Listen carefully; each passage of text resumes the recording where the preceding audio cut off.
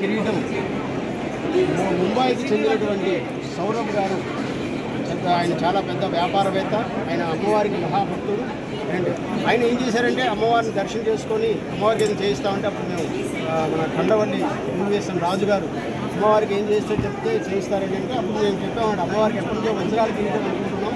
ఆ వజ్రాల కిరీటం అమ్మవారి నవరాత్రులు మొదలైన రోజు దుర్గమ్మ గారు బాల త్రిపుర సుందరి అవతల్లో అంటే బాల్యంలో అమ్మవారు ఎలా ఉండేవారు అనే విధంగా అలంకరించి మనం పూజ చేసుకుంటాం. ఆ సందర్భంగా దేవాలయాల శాఖ వారు బ్రహ్మాండమైన ఏర్పాట్లు చేయడం జరిగింది. ప్రజలు కూడా అందరూ సంతోషంగా వస్తూ ఉన్నారు అమ్మవారి ఆశీస్సుల కోసం.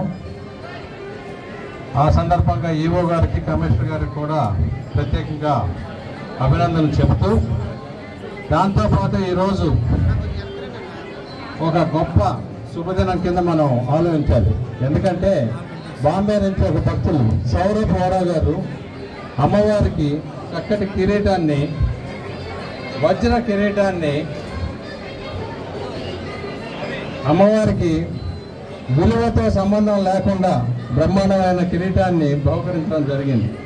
అది కూడా వారికి కూడా ప్రత్యేక ధన్యవాదాలు. అదే కాకుండా సీఎం రాజేష్ గారు సూర్యచంద్రులకి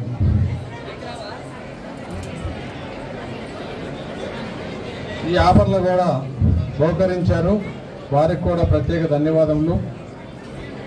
అవి చెప్తూ వాళ్ళందరికీ కూడా ప్రజలందరికీ కూడా అమ్మవారి ఆశీస్సులు బాగా ఉండాలని చెప్పి కోరుకోవటం. నేను ప్రజలచే ఎన్నుకోబడినాక మొట్టమొదటిసారిగా ఇక్కడ ఎమ్మెల్యేకి వచ్చి పండక్కి మొదటి రోజు రావడానికి కూడా నేను ఒక అదృష్టంగా భావిస్తూ ఉన్నాను. అమ్మవారు ఎంతో కళగా దర్శనం ఇచ్చారు.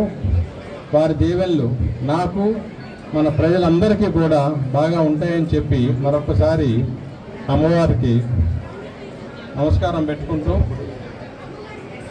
ప్రజలందరికీ కూడా ఈ మధ్యకాలంలో వచ్చిన వరద మూలాన జరిగిన ఇబ్బందులు లాంటివి మరీ రాకుండా అమ్మవారి సెలవుతో ప్రజలను కాపాడాలని కోరుకుంటూ ఇంకా 9 రోజులు మనం ఈ ఉత్సవాలు చేసుకుంటాం.